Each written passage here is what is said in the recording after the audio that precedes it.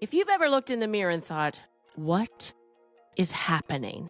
If you have felt disgusted by the aging process, trust me, you're not alone. This podcast is for the fierce women who want to feel powerful, sexy, and beautiful in their own skin. You deserve to look in that mirror and feel proud of what you see, not filled with self-doubt. Welcome to Your Unapologetic Life, the podcast with your host, me, Morgan Barkas. I also have a 90-day coaching program specifically designed for women like you who are ready to ditch the negative self-talk and step into their unapologetic selves. If you are ready to stop feeling stuck in that mindset and want to feel happy, light, and free, then I'm the coach for you. For now, settle in. Let's get ready to redefine what it means to live unapologetically. And hey, if you want to take the first steps towards that transformation, head over to morganbarkas.com and schedule a call with me to see if we're a good fit for my coaching program. Let's get into this episode. Raquel Furman, I'm going to read your bio just so I'm clear and I don't miss anything great. She is a brand coach and creative strategist who helps entrepreneurs and small businesses craft powerful, resonant brands. With years of experience as a brand photographer and marketing strategist, Raquel has a unique ability to demystify the complexities of branding and marketing, empowering her clients to create clear, engaging, and authentic brand experiences.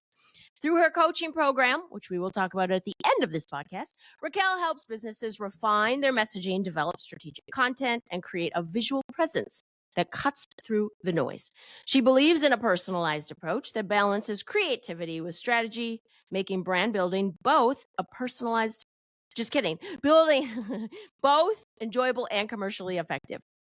Raquel's work is driven by the belief that clarity, consistency, and creativity are the cornerstones, a lot of C's there, of a brand that stands out and connects, another C, deeply with the audience. She's passionate about helping her clients step into their full potential, overcome overwhelm, and confidently share their brand stories with the world. Raquel, thank you for being here. I appreciate you. Thank you. I appreciate you. Thanks for having me. For the listener, Raquel is in a coaching program that I am in. Everybody needs a coach at some time in their life. Mm-hmm. And she and I are both building coaching businesses, very different industries. I am a body confidence coach. She is obviously working more with brands and marketing. And I like to dive right in. I want to hear a story. Mm-hmm. So I found Raquel on Facebook even before I knew she was in the same coaching program I was in, because I thought, wow, this woman's photography is beautiful. And if anybody sees her website, it's like the kind of photography that's, I don't want to say it's like in, but it's so like, I don't know, like modern and classy and clean. I don't know how to describe it, but it's that kind of like, you know, when they have Instagram and they almost sell packages where you can turn all your like photographs to look a certain way and have like a feel. Mm-hmm. I feel like your photography is that, like, what people buy to try to get all their photos to look like. So, oh wow, thank you. Please talk to me about why photography, and then now you're in the coaching business you have going now. Sure. Yeah. The brand journey story of my own did in fact start with photography. And when I was much younger, I knew from a young age, photography was a thing for me. Like, I took my first photography class through a summer program at our community college when I was between, I think, 5th and 6th grade or something, and fell in love with it. Okay, let's hold for a second here, Raquel, because I had a Mickey Mouse camera and you're just a couple years older than me, but we're in our 40s. And I had little Mickey Mouse cameras, pink, and it was Mickey Mouse, and I took lots of photos, and they were all grainy and no good. So at that age, what camera were you using?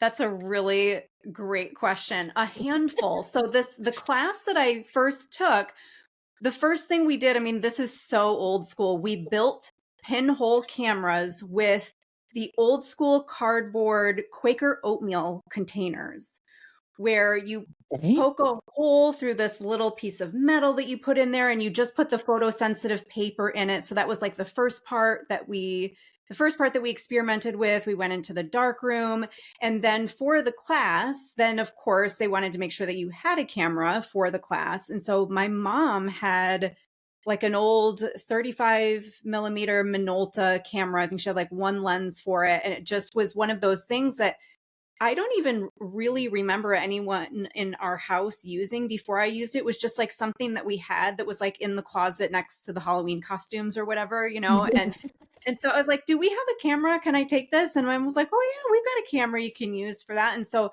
I started using that, but it's so funny because, this was in the like 80s and into, late 1980s and into early 1990s when I was first getting into it. And I mean, we remember 110 film? Like it looked like two little spools connected by a line. I Yes. don't think they even make it anymore. One of the first cameras I had was literally, I kid you not, it was like a little plastic lens that clipped onto this roll of film, and you just like flipped up a little viewfinder square, and like that was the whole camera. And I took pictures on that, and then this camera that my mom had, and then in the class I had learned all the darkroom stuff and the origins of photography, which is this is a whole other thing now. When people are getting into photography, I don't know that they're really starting from the very beginning of the origins of how photography works and all that kind of stuff. So, I mean, I really learned that piece of it early on. And so I think that was lucky for me because I got the technicality kind of out of the way. I understood it from the beginning. So I could then just kind of have fun with it. So yeah, like I knew for a long time that I wanted to do photography, but how that looked over the years evolved quite a bit. But by the time I went to a fine arts high school and I was doing writing and visual art, and then when I went to college, I'd taken the art school route. But I'm one of those people who, if you take a right brain versus left brain test to tell which one you are, I always score like 50-50. I am equal, I'm equal sides, like creative and analytical. And so I didn't want to get caught in the like starving artist trap. Like I'm very creative and wanted to do that and love the photography, but I also really wanted to make sure that I could make it a job. I wanted to really be able to, do something with it. So during so the first, I went to school in Chicago for a year, didn't end up being quite the right place for me. Then I moved to San Francisco. So this landed me in San Francisco during the internet boom. And this was like a really important piece of the trajectory of this whole thing that I'm even doing now, because I was doing photography, but it was right also at the time where I was in school and I was also learning all the digital tools alongside the analog tools, and the internet boom was happening and the internet was starting to happen. And all of these studios, photo studios around San Francisco, they basically needed all the college kids like me who understood the digital part, because they'd all been shooting film. And then they had all these companies coming to them with huge budgets being like, we need to get online and we need to shoot these, catalogs of products, for example, and we need to do it digitally. And they'd just be like, well, we don't know how to do that. But so they would book the job and then hire basically, me and my friends to come in and create the job digitally. And they'd just be like, yeah, can you guys show us how to do this while you're doing it, kind of a thing. So because of that, I mean, you can just imagine this is all gets so woven together. So from the very beginning, I was working in photo studios. I was pursuing photography, but I was also learning the digital side of things. I was also working with a lot of the clients who were then having to figure out online marketing. And so I just was in that world. So then jumping ahead over the years, then I moved to New York and I would do some photography, but then I was filling in the gaps all the time. I mean, it's a big thing to move to some place like New York in your 20s when you don't have stuff figured out, especially if you don't actually have some sort of job secured. So there was, a lot of little like photo jobs, but then I would be assisting a stylist on a shoot for something else. And then I, would be bartending and like all the things, kind of mishmash together until slowly I started getting to where I could let go of some of those other side jobs, focus on the photography, but then started working more, on some of the marketing pieces and helping people with that. Eventually ended up working in a couple of agency roles and doing a lot of marketing strategy. So anyway, I'm kind of just blazing through 25 years because you can imagine there's just a lot of nuances and things like that. But over the last like handful of years, I'd been mostly doing brand photography. And what really set me onto the path of coaching was that after all of the agency experience and then the brand photography piece with like the creative direction of that, I just started finding that whether I was doing something with photography and creative direction or something with online marketing and websites, whatever the project was, we always needed to start from the same place, which was kind of backing up to make sure they were very clear on the brand strategy and the plan going forward, because otherwise you can basically end up wasting a lot of time and money and have like a lot of confusion. And so ultimately, I started just by default coaching everyone through that process anyway. And so then I thought, gosh, I haven't been boots on the ground with the photography for so long, and I'm kind of ready for a change. And I'm really enjoying helping the clients that I'm working with in this other way. And there's all these other, types of businesses that I can work with in this way. And it's one-on-one is really fun and everything. So I just got to a point where I was like, I think I'm kind of ready to, like, I'll always be a photographer. I think once you're a photographer, you just like, it's in you forever, and I will always be doing that, be it for myself and personal projects or whatever. Sometimes I take on a client project, but I was like, I'm just kind of ready to make a shift at this point. And so I thought, why don't I just do more of what I'm already doing and just phase out some of the other things that I don't want to do as much anymore. And so then it was like right around that time too, then that I found the coaching program, and I was like, okay, because you're absolutely right. I was like, I'm not going to try and figure this. I've tried to figure a lot of things out on my own and taken the long way on enough things that now when I really want to do something, I go find the help to get it done. And so that was when I found the same program and we met and all of those things. So that's kind of the route I took. The long and short of it. I have multiple questions.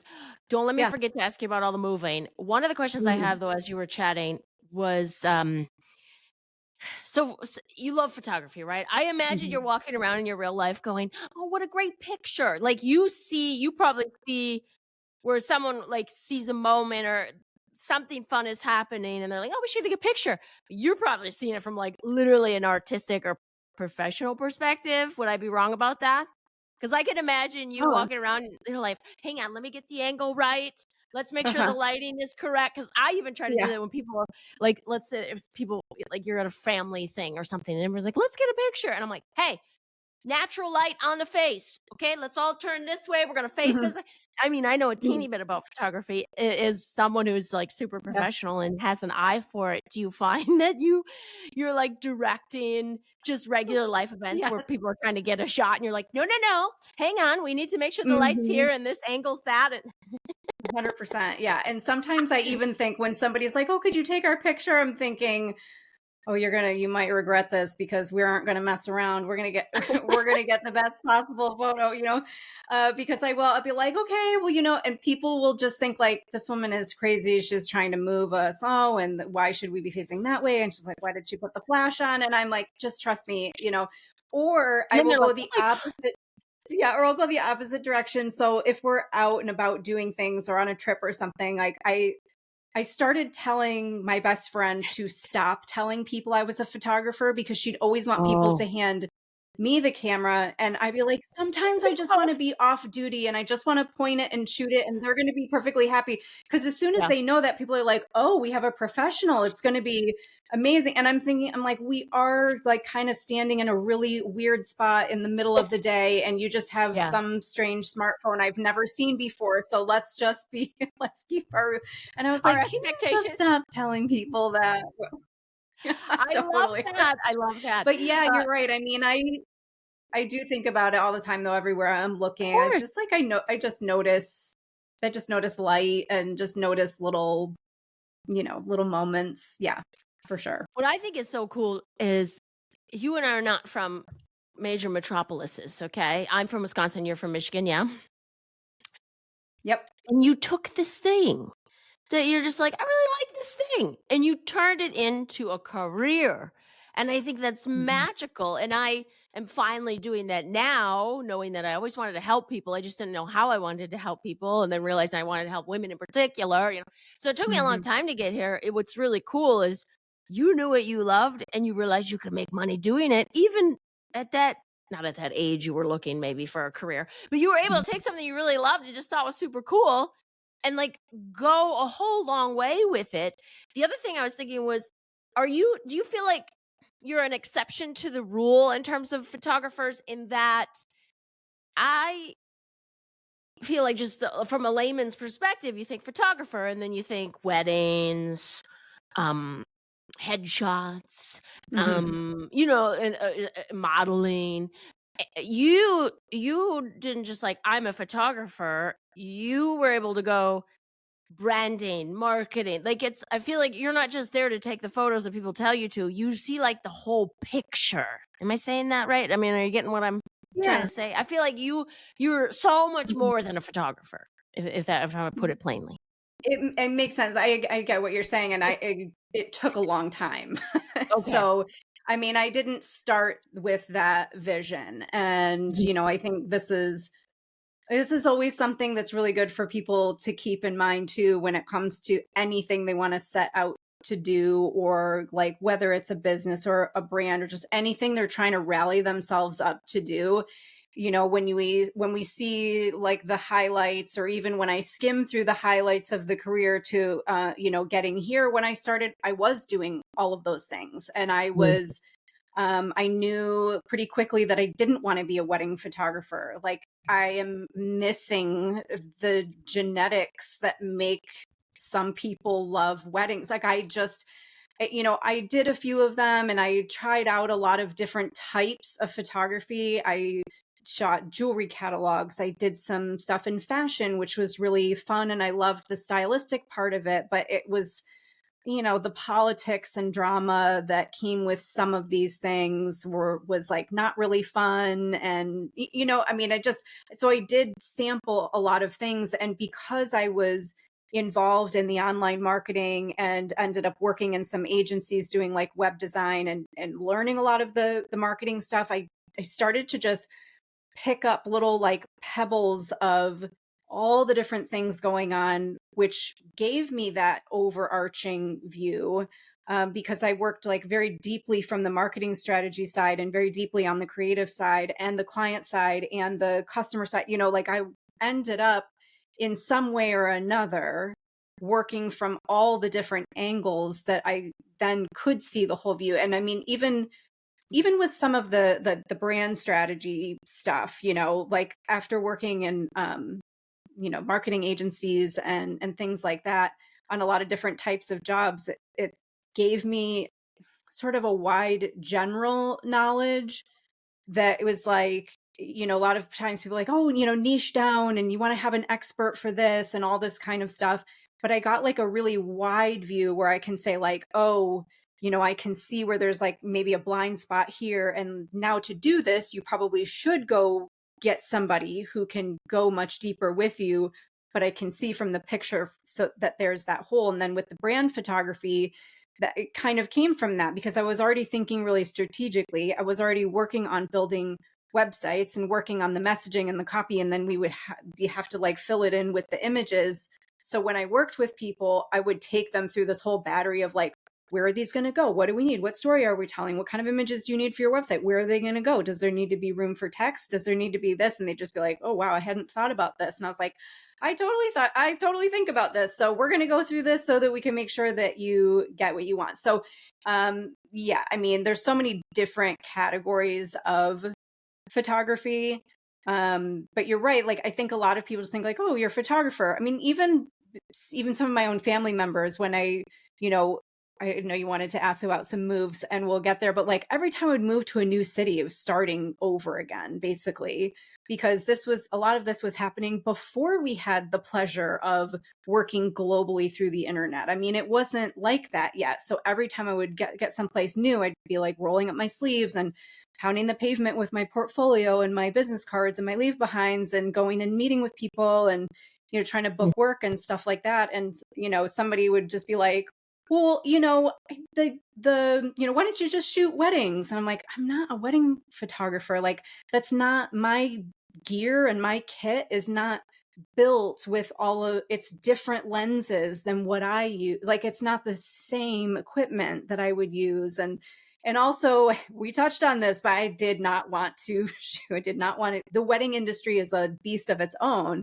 Um, and it's really amazing. I mean, I have friends who work in that business, and they create absolutely incredibly gorgeous events.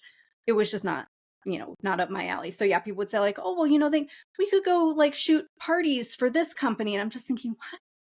No, like no, that's not what I want to do. So There's yeah, something so for everybody. You're right, yeah, because I've but seen it wedding took a photographers. while. You're right. I did not set out thinking like I'm gonna, it was like years in the making to Mhm. get to that sort of knowing like this is the type of photography I want to do. These are the people I want to work with. So it was an evolution for sure.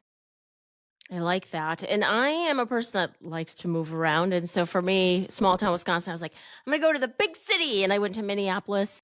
I Hmm. can't remember if I had a job. I don't think I did. I was just like, I'll find a restaurant job. And I did. And then when I wanted to move to Hmm. Miami, I did. And I didn't have a job and I figured it out. Um, Wanted to live in California.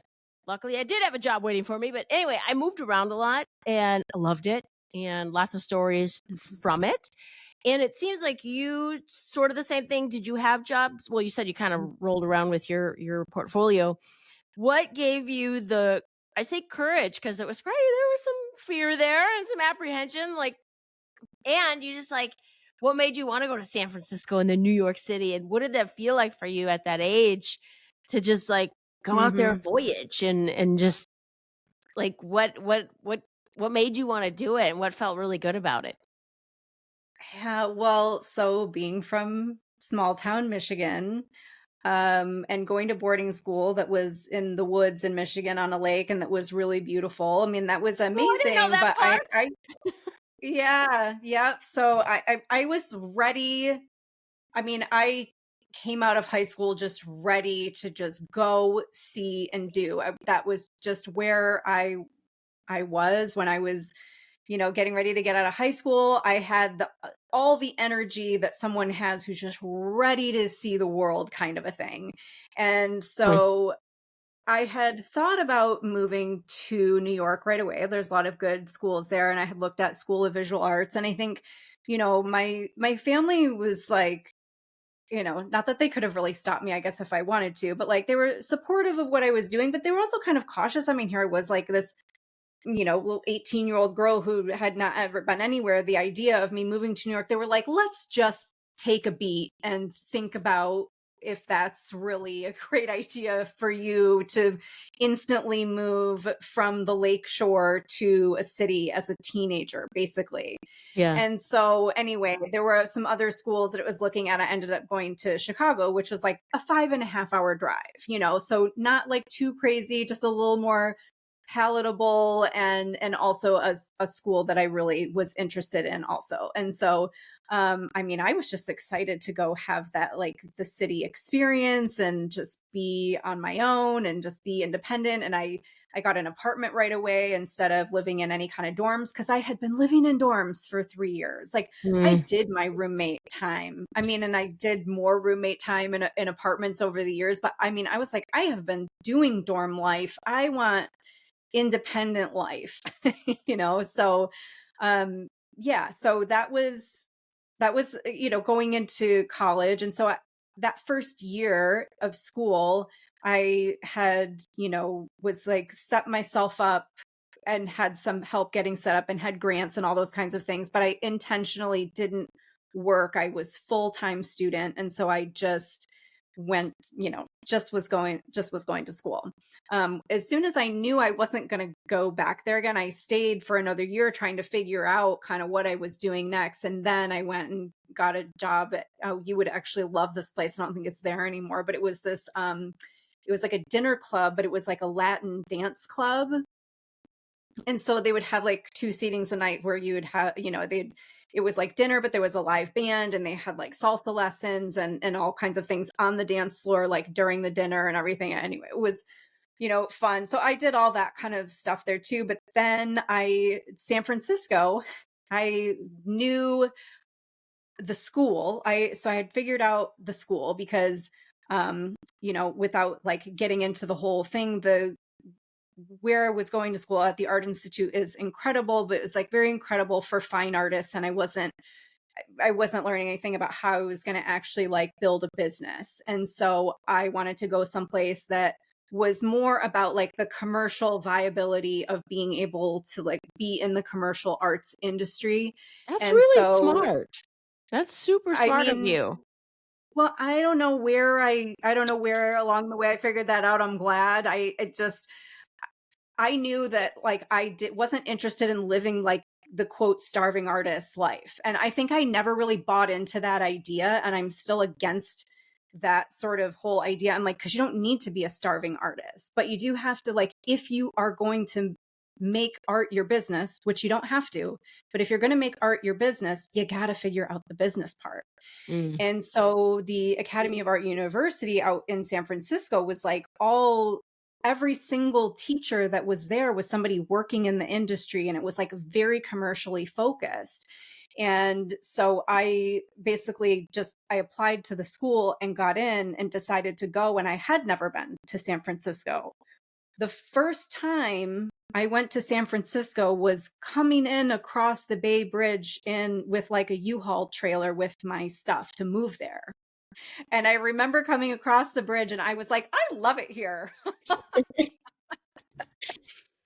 Which I did. But I had school, but then I did work. I worked at the Gap and for like a year, the first year, because, I landed there and was like, okay, I was like, well, I'm going to be going to school, but I need to get something, so, so I went and got a job. And then once I started school and I was, under all of these teachers who were working in the industry, a lot of them were San Francisco based and some of them were LA, but a lot of them had studios in San Francisco and they wanted assistants and things like that. So I really quickly got rid of the other jobs and started working in photo studios and assisting on shoots and working in the lab, and was a studio manager and worked for an artist representative, just because I was immersed then in the world and got to meet all those people. So it was like doubling down. I was getting the school education of it, but I was working in the industry for those like 3 years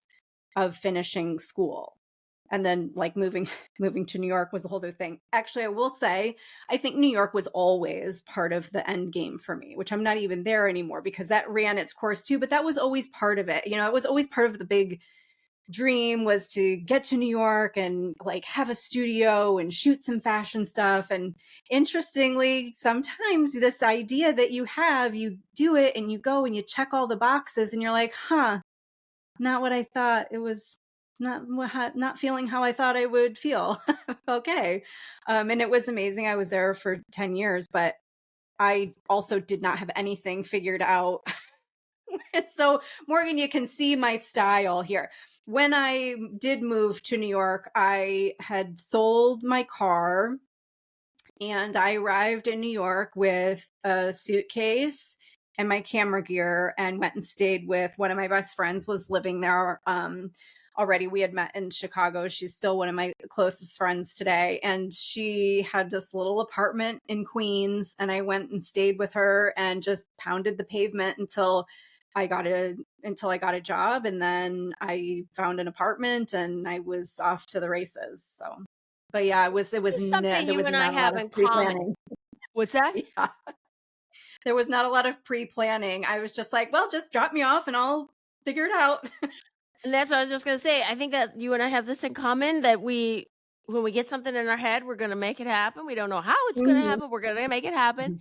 Because that was for me when I moved to Minneapolis. I picked a place I wanted to work and they said, sorry, we're not hiring. And I got in my car and drove down there and banged on the door and said, I just called and I would like to work here. And he was like, okay. And he hired me because I was so pushy. Oh my gosh. Yeah. I I did work have at this restaurant. one of the women that I worked for in San Francisco, who was amazing. She was an artist representative. She was an agent. And I had been introduced to her through like another guy who I had assisted for had introduced me to her, and she was looking for somebody, and I'd reached out to her and I didn't hear back from her, and I kind of did the same thing where I just kept following up with her, and I was like, well, just wanted to try again. I really enjoyed talking with you. Would like to work with you. And when she finally did call me back and have me come in, she laughed and she said, well, do you know why I made you wait so long? And why I ended up calling you back? And I said, no. And she was like, well, one of the reasons you're going to get this job is because of your tenacity. And I was like, okay. And she's like, and I called you back because you kept following up with me. And I was like, yeah, because I wanted to work with you. I was like, but she was like, yeah, that was the whole point. She's like, that's sometimes how you know somebody is actually really interested, because they will keep coming back and being like, hi, yep, still interested. You know? I love Yeah. that. I believe in the tenacity as well. Now, before I Mhm. dive into some like branding and marketing stuff, um, first photo shoots, and I only know this Mhm. because I think every woman should do at least one photo shoot just for fun. Just because Mhm. someday when you're 80, you could be like, wasn't I Mhm. cute? You know? So I've done Yeah. photo shoots that I was not paid for. No one cared except for me. It was just fun to do. And they're kinda boring, to be honest. I mean, it was like, Yeah. "Stand here, do this," and you're like, "God, my back is starting to hurt if I keep holding this pose any longer." So I so that was like the perspective of being they're far less exciting than I thought they would be. I would love to hear a story about when you met someone famous and got to work with someone famous that you were, like, really jazzed about, and then second, one that was just a disaster. Because 'cause I'm sure there's you see what happens, the final product, and you're like, "Oh, wow," but there's, like, a whole story behind it, and was there one that was just, like, a nightmare, and you were glad to get it out, but it was just a pain in your neck the entire time? Oh, yeah, absolutely. So we'll start with the messy one. How about? Okay. Yeah. So, yeah, this was when I was living in New York and I had this woman who, she was something of like a lounge singer, jazz singer or something. And she wanted to do a shoot. We'd met through like some mutual friends in the fashion world, and she had an idea for this shoot that she wanted to do. And I mean, I won't go into all of the details except that, she got a lot of people kind of roped up in it. We'd gotten like a space to borrow that was like at a big brand's like place where I was shooting. They let us use their studio. She had like hair and makeup. We had a stylist and an assistant. We were shooting. We were, this was like just at the beginning of when you could tether the camera and review things on the computer and stuff like that. So we were reviewing as we went, and she was like, yes, yes, yes, was all excited. This was totally what she wanted. We're getting it. Like the hair guy that's just like, oh, this is great. She's feeling fabulous. We have a great time. I deliver the images, same thing. She's like, oh my gosh, thank you so much. Da, da, da. I send her the invoice. And like maybe a week or two later, she emails me and informs me this is not what she wanted and she will not be paying the invoice. And I was like, what? Excuse me. It's kind of like, what are you talking about? So then we kind of got into this back and forth over email where she started to kind of berate me like I was a child who had done something wrong, because she was trying to paint this picture that I had failed horribly, and that, like, I mean, she was nasty. And I was like, I don't know where I had it I mean, it stung to hear that, but I also was like, this is just not sitting right. I don't know what's going on, but she was excited about this until I don't know what switched, something flipped on her side. And I said, I don't like how this conversation is going. You approved it on set, you approved it after. You owe me this money. You can either pay this or I'm just going to file this with small claims. And so, because I was like, I'm not doing this. And so she wrote back and she said, well, since you've promised to take me to court, see you there. So we ended up having to go, because I was like, okay, well, if that's what I have to do. I mean, and it was super stressful. Like, let me just say, this was not like, "Ooh, I'm gonna show her." Like, I was an absolute wreck. I had so much anxiety. I didn't wanna have to take somebody to court, but I was like, "I am gonna stand up for myself," and, like, "This is Mhm. ridiculous." So we did end up going to court, and, it was, like it worked out really wonderfully for me. It was, like, so affirming. I felt so validated because the decision was made, like, immediately. She was, ridiculous in the courtroom, like, brought her sister, was making a big scene, and the judge was basically like, "You're wasting my time." And so, anyway, she had to pay the invoice and everything, and that was done, but that was like yeah, that went terribly wrong, and I honestly couldn't tell you where it went wrong. I think she just changed her mind about what she wanted and probably you know what I mean? But I was like, "That's not sorry, but this is what you wanted when you came to me." So anyway, that was not fun. That was a bad situation, and I mean, in hindsight, I did learn a few things about how to, like, make sure from the beginning that that was things like that weren't gonna happen. Those You are know? those tough lessons that we talk about in Yeah. life where you're like, "Won't do that again." Now, 2 Yeah. questions I had as you were talking. Mhm. One, now that I know a bit about you, that you when you go in with somebody, you're like, "What are we using this for? What is the look? What is the vibe? Where are we using these?" What did she want? Was she doing like a branding, or she was gonna publish these? And then my second question is, if she wouldn't have paid and the court thing didn't happen, because from what I understand, a photographer has to give their permission to use the photos. So if she would have said, "I'm not paying you," could you have said, "Then you do not have the ability to use any of these photos. Like, Mhm. they are my property, not Mhm. yours." Is that true or not true?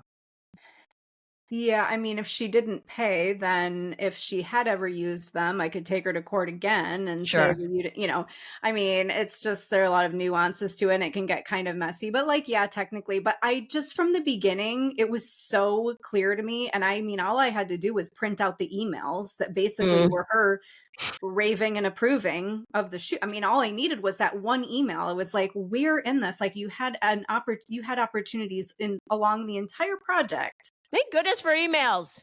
Paper trail. Yeah, totally. I was like, here's our contract, here's what you said, here's whatever.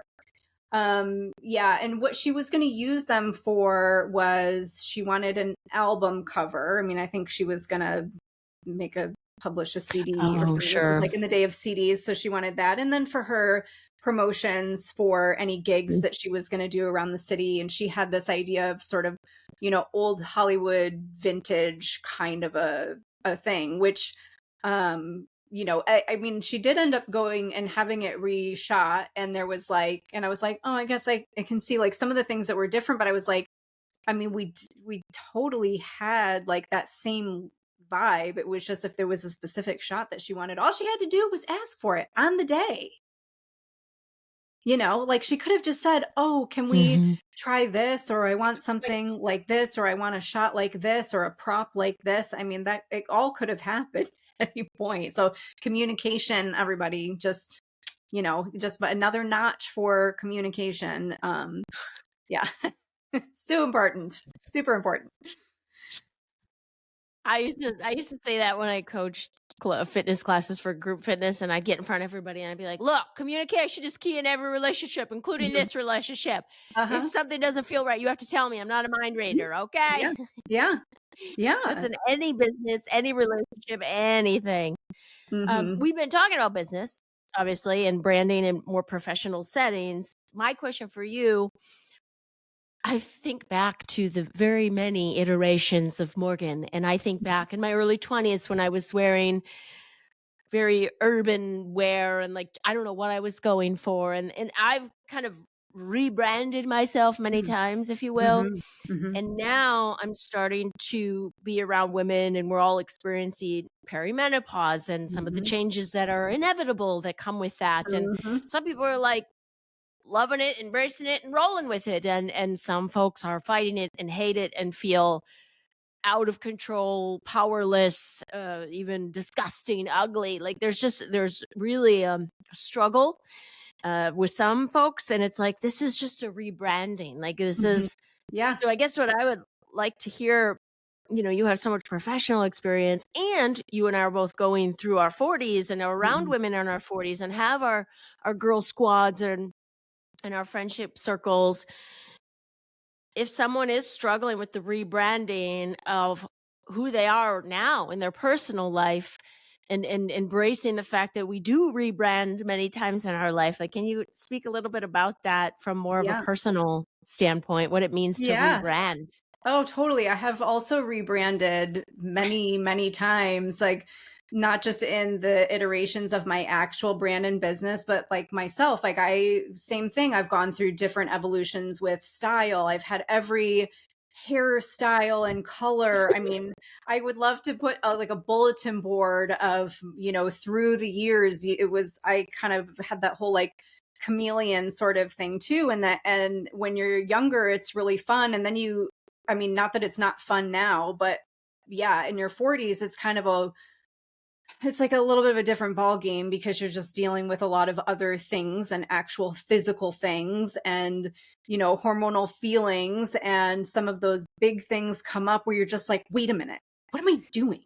Like, what am I doing? Who am I? And, all those kinds of things. And so, I mean, I would say one thing I started to recognize for myself through all of the rebranding and the like all of the iterations of, even if it's just something as simple as clothing style, it's like we do change over time. We do kind of morph like from one experience to the next. And, things that I felt good wearing in my 20s, it just wouldn't be the same now. I'm not the same person. And so whenever I'm feeling like something's off or I'm like get the temptation to do something like, oh, I'm just going to do something totally different, with my hair, like, I always joke that like, like a woman who is just like, ready to like take on the world, one of the first things she goes and does is like get that new haircut because you're like, this is it. Like, am I right? I feel like this is one of the things that women do. We're just like, I am going to make big changes or like big life changes. One of the first things we do is like change our hair because it's a physical thing that we can go and do. But it's like it can go, deeper than just that. But I feel like it comes out physically. And one of the things that what I was getting at that I recognized in myself is like I would sometimes feel like I don't know what's going on. I just feel like a change is coming and I just want to switch things up or whatever. And now one of the first things I do is just kind of go, oh, I'm just like, I need to just kind of get anchored in what's going on right now. Like something was starting to feel stale. Like my mindset about an old thing was hanging around or whatever. And it's usually a good time to do all of those things like clean out the closet and like just get rid of things. And it's just, I feel like every time we rebrand, it's just sort of like resetting for now. It's like you're becoming more and more yourself. You get more and more comfortable with who you are now and what you want to do next. And it really is reflected in our physical world, be it like our physical self, our bodies, our hair, but like just the things around us, the way we're, taking care of the spaces around us, the things that are collecting. I mean, just the other day I was kind of looking around my office and I was like, some of these books are just collecting dust. Like these aren't, I don't need all this stuff anymore, Yeah. So I think it keeps happening, but it has been more interesting like in the 40s and stuff, because I think in the past when I was doing those things, just like making changes, I was doing it for like making a change. Whereas now it's more about like, oh, I'm just getting more and more comfortable with me and like who I am and how I want things to be and how things are going to be easy. I'm not trying to become anything. I'm just getting more comfortable with who I am. So that feels a little different. That's a good part that comes with all the things in the 40s, like whatever anybody ahead of you on the trail of life is saying, oh, just wait until, when you're in your 40s or whatever, you stop caring about this, that, and the other thing. Yeah, totally. There's a lot of stuff that I'm like, wow, I just don't care about that anymore. Things that I used to care about. I'd like to also talk about the differences for you as being a professional. I'd love your spectacles on this, and I'm going to use Sex and the City as an example. Please do. Yes. Right? We are Yes. women in our 40s who love Sex and the City, and Yes. I am absolutely a Samantha. And Mhm. so what I and Charlotte is so cute to me, and I love it, and that's just not me. And that's someone like Georgia Hardstark from My Favorite Murder. If you know, she likes to dress in the vintage clothes and be cute, and like everybody has like their personality, like you said, how they dress, their hairstyle, whatever. And from a marketing perspective, because you and I have talked about marketing, and it's like, what's the feel? What are the words? Are you sassy and sexy, or are you classy and sophisticated? Like all these different. And I guess I want to talk about all of it is okay, and to own it. So I guess Mhm. I'm thinking of the scene, which is one of my favorite scenes in one of the movies, where Samantha's going in to look for a dress for the red carpet, and she's like, Yes. "I want this one." And the woman at the store says, "Don't you think that's a little young for you?" And she was Mhm. like, "Exactly how old do you think I Yeah. am?" And it was like, I don't care how old I am, I will rock this dress. And that's Mhm. how I feel. I feel like I am a woman who, do not tell me how to dress, because I will wear whatever I feel comfortable in for the rest of my life. I don't want to ever go, I'm too old to wear that." Who says who? But Yeah. that's my brand. Whereas Mhm. some women have a Charlotte, and that's okay. So, like, when you think about women in your life and you come at it more from like a professional marketing standpoint, do you notice certain people have a brand, and when you see them, you can tell, like, from, what their color palette is, what the words are, and then some women that feel unsure, and they're just trying to quote unquote fit in rather than just own their brand. Like, would Yes. you encourage women to pick a brand and really own it, like the colors, the words, the feel, the whatever, like from a marketing, how would you speak to that and encourage Yeah. women to really own their brand? Yeah. Oh, totally. And I think, yes. I love the whole Sex in the City thing. And I think like pretty much everyone, I feel like everyone I know, like it has like bits of all of them, right? But there's Sure. always like one that like plays a little bit stronger, you know? Yeah. And so I always like, I mean, I was more of a Carrie, even though she's really kind of horrible in a lot of ways in hindsight, as far as like, how she is in relationships and all that kind of stuff. But just in terms of like her style and her approach, her independence, her kind of like just a lot of, things. And also like her just creative style that was more how I was like Mhm. versus the other three. Um, and just kind of, carefree in a certain way. I always like related to that part of it where I was just like, well, yeah, I mean, I don't know. I don't have everything figured out, but I'll figure it out was really She the was part. very curious. She was Yeah. always curious and open. Yeah.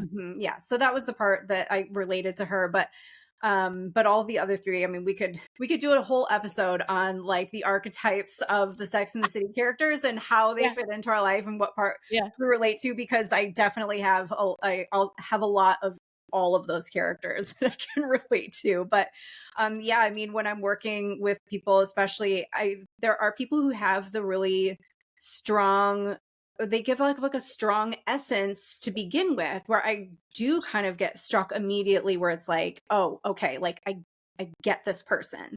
And then there are some people who are just a little more reserved. And if you combine that with they maybe don't really know themselves really well, and they're then like trying to go into, sort of a branding kind of a situation, whether it's like for business or just like even a photo shoot for themselves or something, kind of have to tease things out of them a little bit more to figure out like, well, what direction are we going here? What do you envision for yourself? And it takes a little bit more work, but I think one of the key things is, like I said, it's just like really knowing yourself, and it everything becomes a little bit easier when you're really in tune with like your comfort level of even just like how you dress and how you present yourself in any way. Like if you're the kind of person who is nervous presenting themselves anywhere. Like that's not going to magically change on a photo shoot. It's not going to magically change when you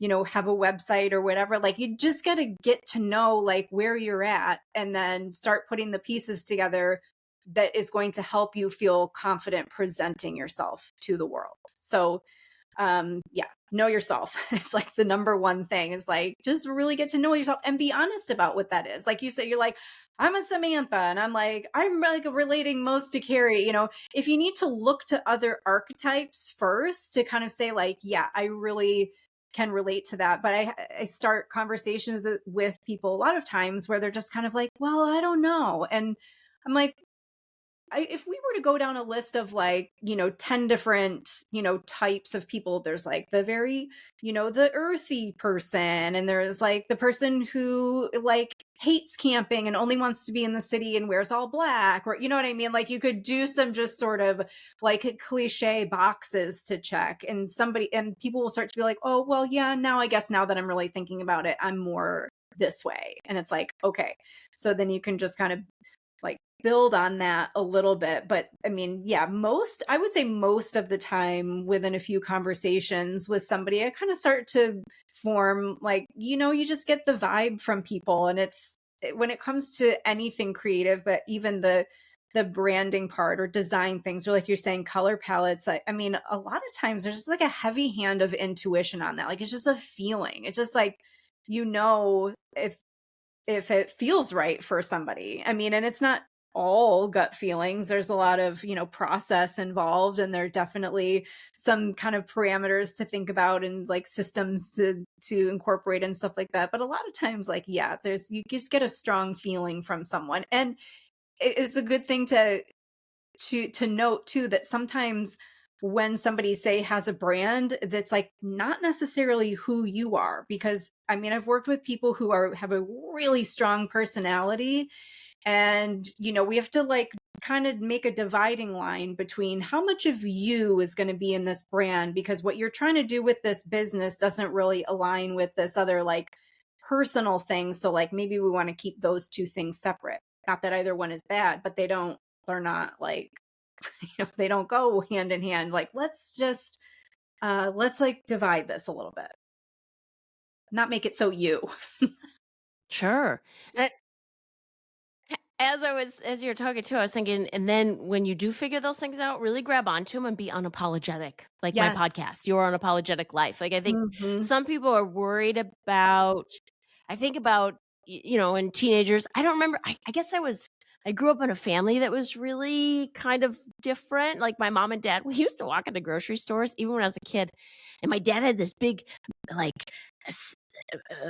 belt buckle, and it was a skull with like these wings off the side. It was like pretty Yes. badass.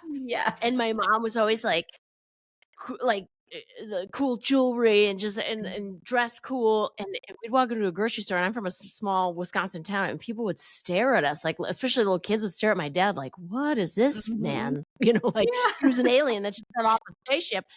And I said, "Dad, why do people stare at us?" And you know, Mhm. and they're like, "That's we're so cool," you know, and we joke Yeah, and like make a joke totally. about it. But it was like I didn't necessarily have the need to fit in, and so I always was a little strange, and I never was apologetic about it. It was like, "Well, this is me and whatever." And some people would be like, "You're strange." I know, you know. Mhm. Um, so I really encourage women to. It is hard sometimes to stand out or really stake a claim and say, "This is how I am, and I am going to wear red lipstick every day." You know. Mhm. Yeah. Um, I oftentimes wear lipstick because I don't want to put on other makeup. To be honest, it's kind of a laziness thing. It's like I just throw on a little It powder works. and pink lipstick, and I'm ready to go. You know, Yeah. so I don't want to do all the makeup and the contouring and the different powders and Mm-mm. potions and lotions, and No. I'm Yeah, I just don't kind have of time for lazy, to that. be honest. But I'm with you. I like big earrings, and you know, so it's just like there's certain things. When I was a therapist, because you had to dress fairly conservative. I wanted to not be too crazy, you know. I have first job out of graduate school, and you know, I wanted to not get fired. And Mhm. I always I had these pink fuchsia, like they have ruffles up the front, shoes. Oh, I Oh wore my those things till they gosh. fell apart. And Love it. some of my clients would be like, "I'm just coming in to see what kind of shoes you're wearing today." You know, Oh because my I was gosh. like, I wore really basic stuff all the way down to my ankles, and I'd wear Mhm. like really cool shoes. I had a pair Anyway, of hot pink frilly shoes too, so as you're saying that, I'm like, "Oh my gosh." Yeah. Totally. and there is an episode where Carrie is going on a date with Mr. Big and she gets those shoes. Oh, Oh, I yeah. wish I could find those shoes because they were similar Mhm. to that, but hers were nicer. Anyway, I say all that to say, when women that go, God, I love this color and I don't want to wear it because it's too loud or what do people think? No, grab that color and say, this is part of my brand and I'm going to be Mhm. unapologetic about it Mhm. because there's nothing wrong with standing out. There's nothing wrong with setting yourself apart and really being you and figuring out, like you said, what when you put it on or you wear that color or you say that thing or you have that vibe or you listen to that music, it's all part of your brand and don't be apologizing for it. Like it's Yeah. okay because when you think of branding and you think of marketing, you almost want to be polarizing in a way because Mhm. it's like if you're talking to nobody or everybody, you're talking to nobody. So, but if you like really hit certain people in a certain way, they're going to be diehard fans. And Yeah. then there'll be the folks that can't stand your brand. Cool. Let them go. Who Fine, yeah. cares? Yeah. They're not your people.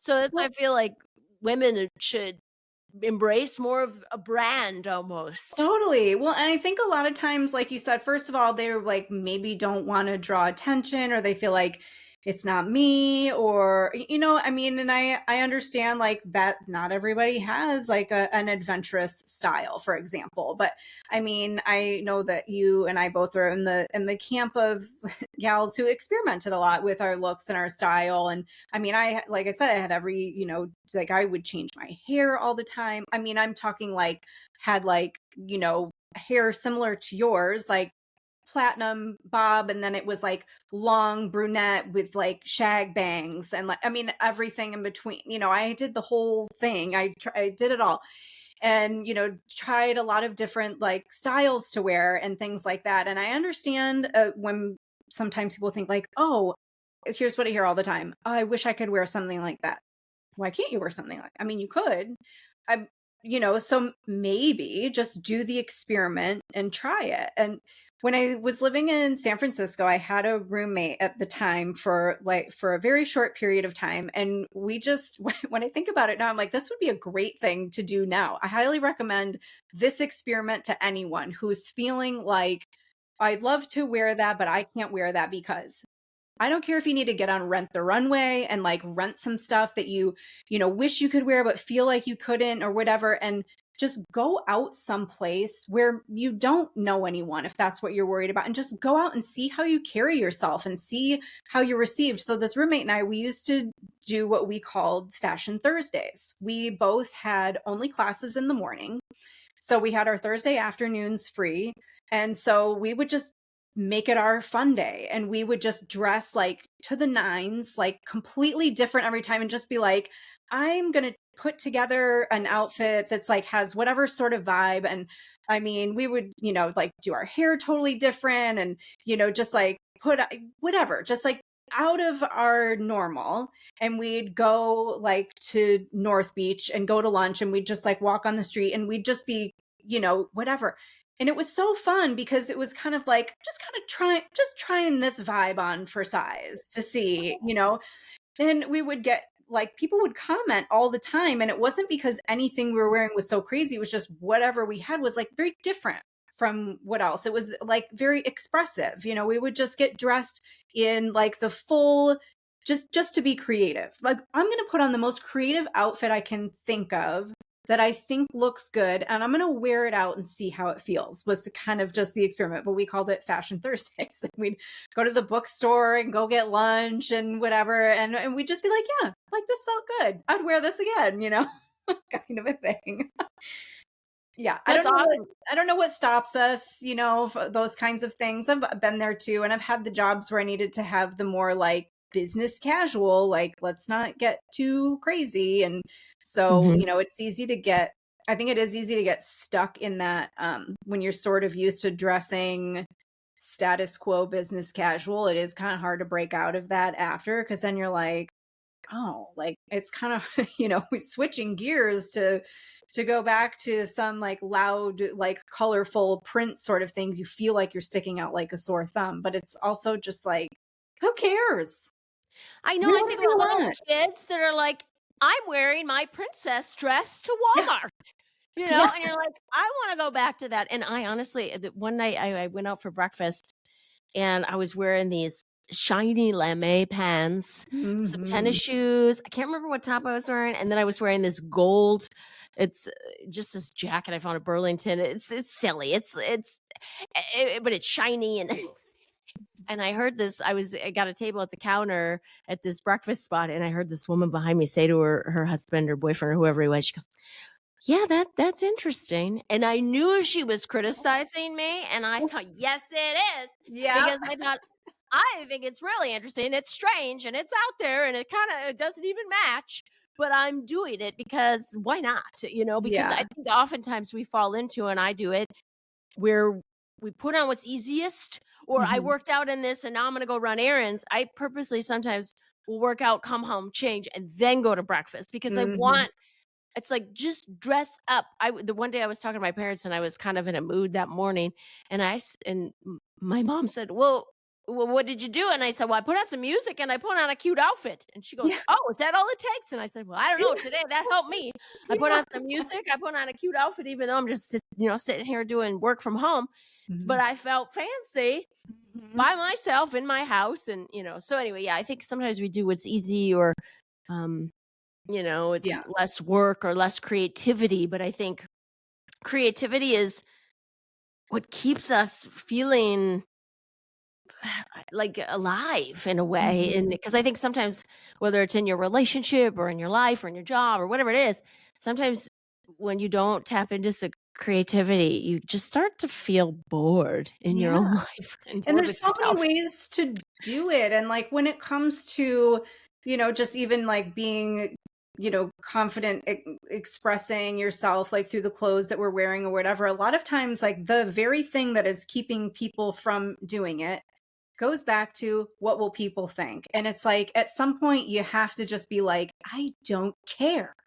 I'm not doing it for them. Like if you're dressing for other people, if you're doing anything for other people, it's going to be hard. And believe me, like I've had all the same struggles that every single woman I know who has with like self-image and like confidence and this and that, but it kind of always goes back to the same thing for me. Even when, like even like during those times, I'd just kind of be like, well, I don't really care. And it's like, you don't have to like what I'm wearing. If somebody wants to be like, that's interesting, it's like, okay.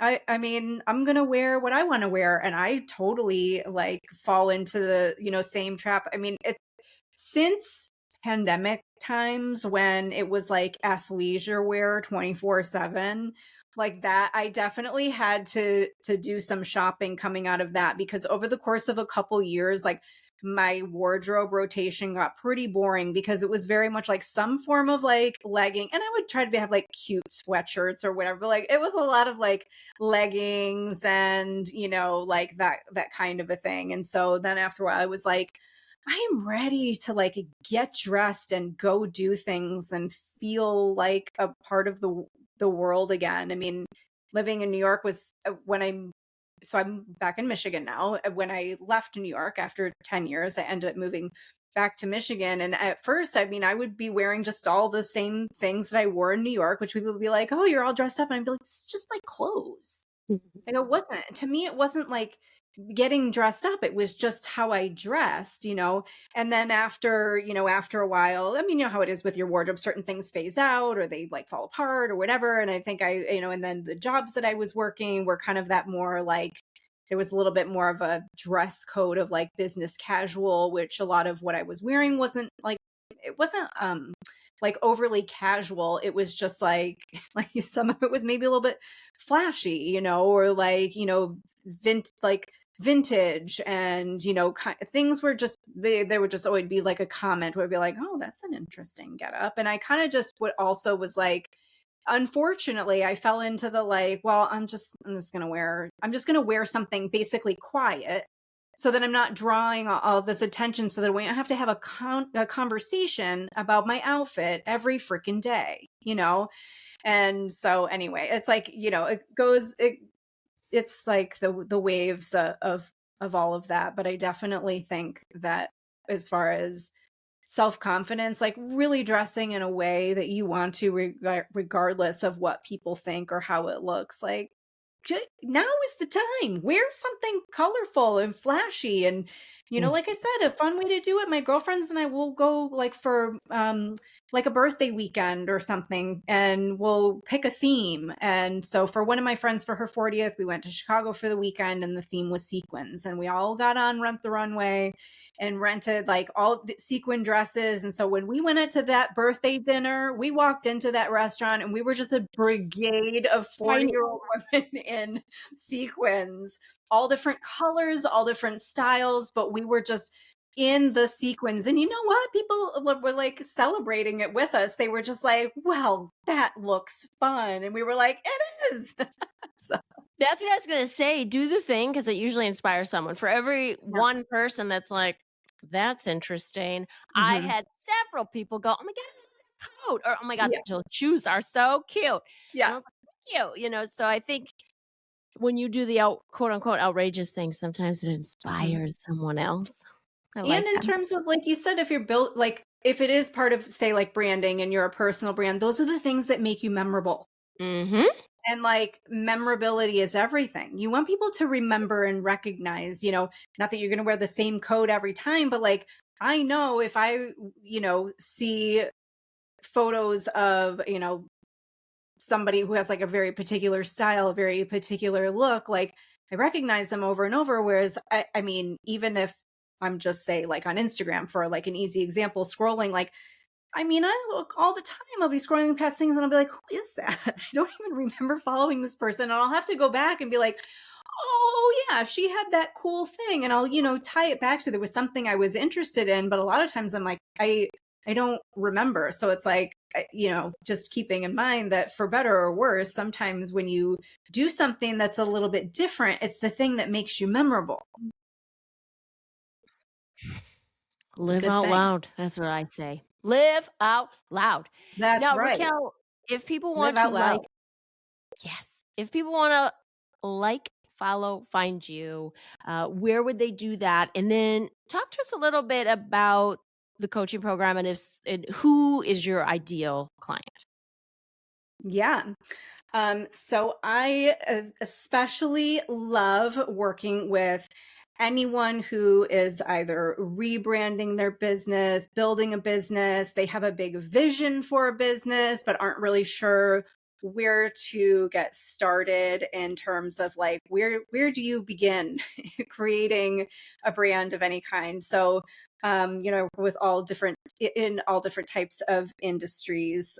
So it's really more the people who want to do the next thing and aren't really sure what to do next or how to get there. So, a lot of the projects that I work on with clients are, very marketing focused, but a lot of it all, as we've said, like starts with the brand strategy and having the clarity around what it is that you're going for, what that bigger goal is, and then kind of architect how to get there. So it's really fun because that can look different for each person. It's a custom experience with everyone. I have people who are launching a particular new product. I have people who are just getting started and want to create like an entire just an entire brand identity and are just figuring out all those pieces. So that's all really super fun for me. I love helping people figure all that out because it's a lot to take on by yourself. And Um, services as well, because didn't you have the gentleman that had the membership stuff? That yeah. was a Mhm. service versus a product. Okay, so product and Yeah. services. Yeah, anytime where you feel like things just aren't sticking or you don't know what to do next and there's maybe some blind spots, like that's a really good time to call somebody like me to help you figure out what that is.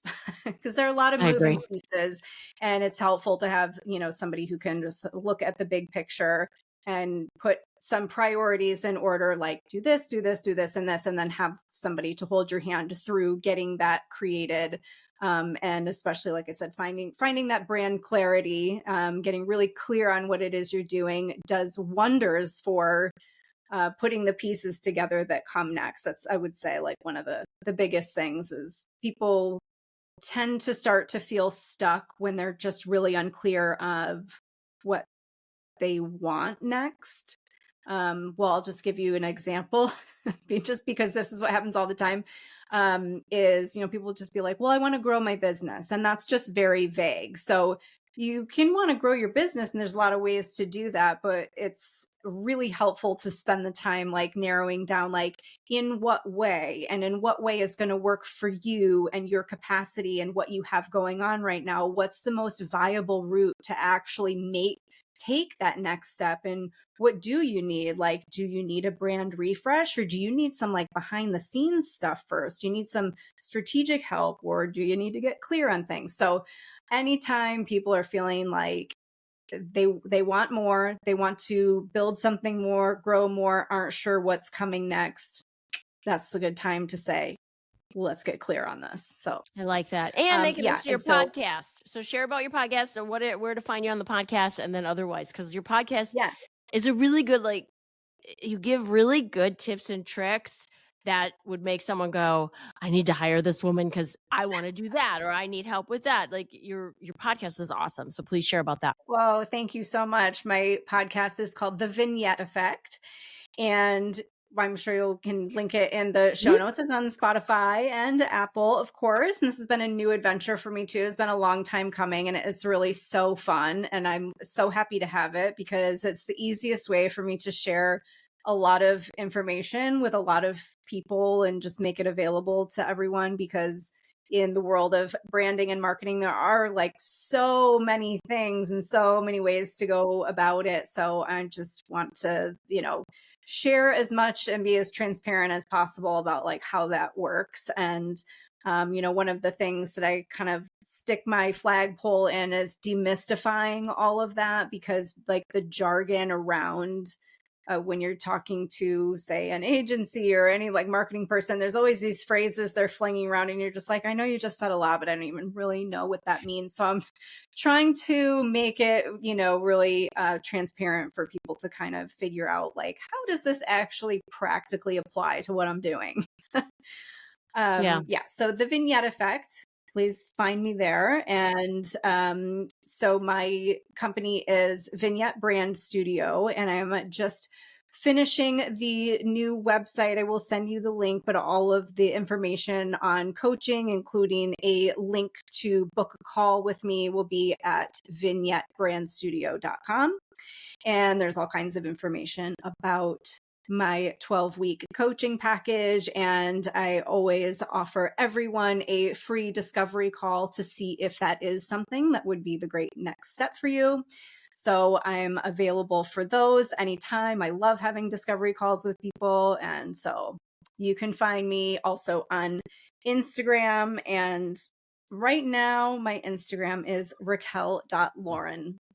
That's actually probably going to change, but we will make sure that the link is updated, even if the name changes. So interestingly, I'm in the midst of a rebrand of my own with all of this. And so the next episode of my podcast is a comment on sort of having a transparent and public rebrand, because I'm totally repositioning myself and doing all the things that I recommend other people do. So I'm just doing it, like you said, out loud. I'm just doing it out loud. There's a lot of, things that people sidestep from. It's like, oh, well, how am I going to do this? And what about changing the name and a new website? I'm like, I get it. I'm doing it all.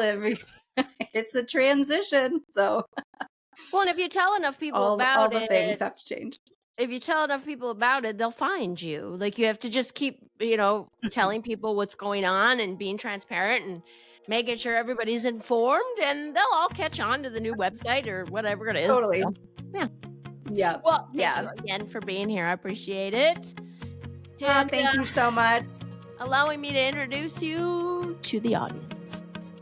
And that's a wrap on today's episode of Your Unapologetic Life. Thank you so much for joining me today and for being part of this empowering journey. Remember, you don't have to feel disgusted or out of control when looking in the mirror anymore. You can feel powerful, proud, and truly beautiful. If you're ready to change and step into your unapologetic self, I invite you to visit my website, morganbarkis.com, to schedule a call with me. We can chat and see if the 90-day coaching program is the perfect fit for you. Together, we can move you from feeling stuck to feeling empowered and radiant, from out of control to in your power. Don't forget to subscribe, share this podcast with your fabulous friends, and join me next time for more insights on living your best unapologetic life. Until then, keep shining bright, girl.